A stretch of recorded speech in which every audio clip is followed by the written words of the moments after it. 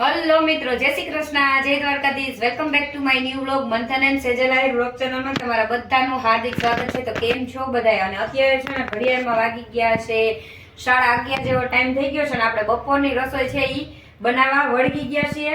તો અહીંયા આપણે છે ને બપોરની રસોઈમાં આજે છે ને જો ભાત બનાવ્યા છે થોડા, અને અહીંયા આપણે છે ને ચણાની દાળનું શાક કરવું, તો ચણાની દાળ આપણે પલાળી છે, અને ગાજર મરચાંનો છે આપણે સંભારો બનાવવાનો છે, અને થોડીક રોટલી બનાવવાની છે. તો આપણા ભાત છે ને એ ચડે છે, અને રોટલી આપણે પેલા કરી લઈ, પછી શાક સંભારા છે એ કરશું. અને આજે છે ને જો અમારી ઘરે કોણ આવ્યું છે તમે બધા જોઈ લ્યો.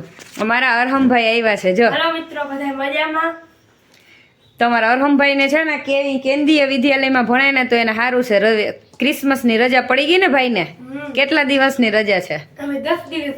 10 દિવસ. તને મજા પડી ગઈ ને?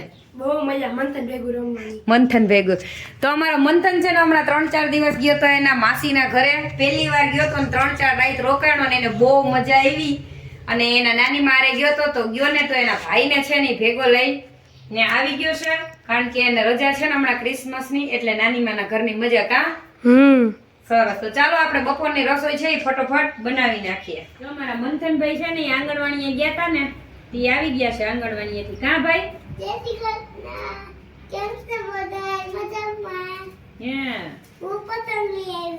પતંગ લીધી તે? વાહ રે વાહ.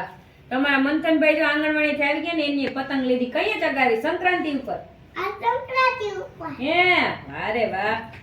તો હાલો, અમારા ભાઈ તો આંગણવાડીએથી આવી ગયા. આપણે છે ને જો ધાણા ને મેથી ને લીલું લસણ ને માં છે ને એ માર્કેટે ગયા હતા તો લઈ આવ્યા છે.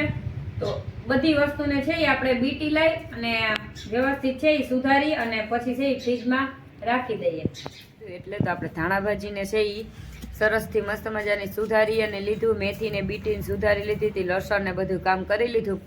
પછી આપણે છે એ બપોરા જમી લીધા ને જમીને એકદમ મસ્ત છે એ ફ્રી થઈને અમારા મંથનભાઈને હું સુવડાવવા ગઈ હતી ને, તો સુવડાવતા મને એની આરે નીંદર આવી ગઈ હતી. એક ઝોલું છે એ મસ્ત મજાનું મેં પણ કરી લીધું. 3:30 5 મિનિટ જેટલો ટાઈમ થવા આવ્યો છે, અને અહીંયા આપણી મસ્ત મજાની ચા છે એ આપણે રોંઢાની ચા મસ્ત મજાની બની ગઈ છે. તો અહીંયા પગથિયે છે ને થોડીક વાર હજી તડકો આવશે, તો તડકો ખાતા ખાતા આપણે રોંઢાની ચા છે એ મસ્ત મજાના પીવા બેસી ગયા છીએ. તો હાલો આવી જાવ, તમારે પીવી હોય ને તો આપણે ચા પાણી પી અને એકદમ સરસ ફ્રેશ થઈ ગયા છીએ અને તૈયાર થઈ ગયા છીએ. અને હવે આપણે છે ને આપણે જે આપણી દીદી માટે છે ને એ આપણે રવાના પાપડ કર્યા હતા કાલે.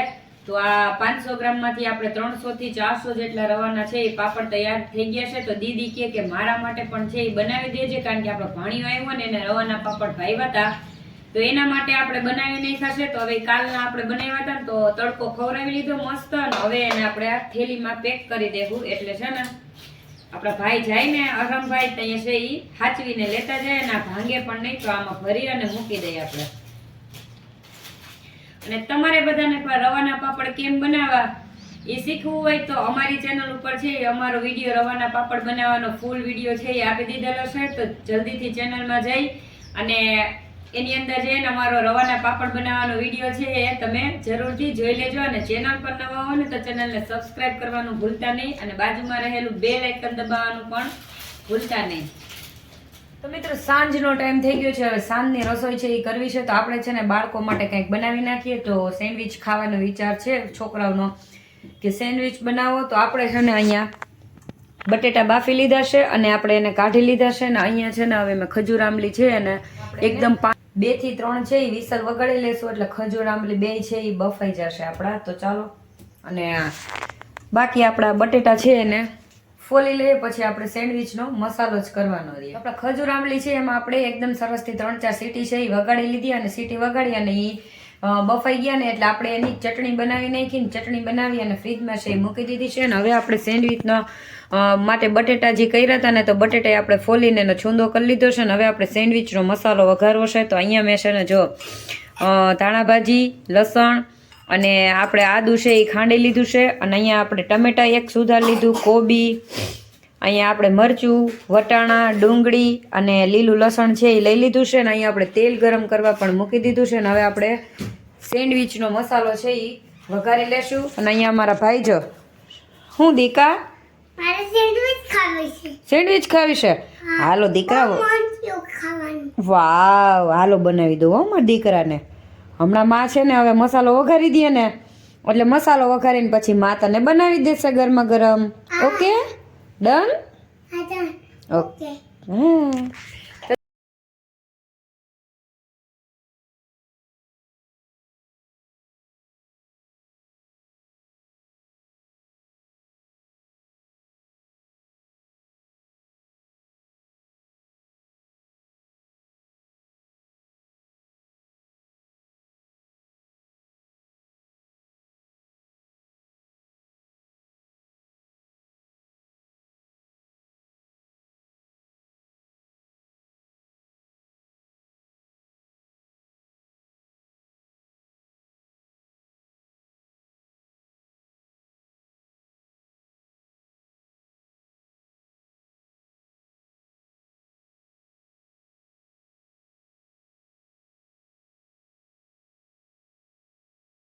આપણે સરસ મસ્ત મજાનો જો અહીંયા વઘારી લીધો છે અને અહીંયા આપણે બ્રેડનું પેકેટ તોડી લીધું. તો હવે આપણે આપણા સેન્ડવિચનો છે એ મસાલો છે એ બ્રેડમાં ભરતા જાઓ ને અહીંયા આપણે છે એ તવો લઈ લીધો છે.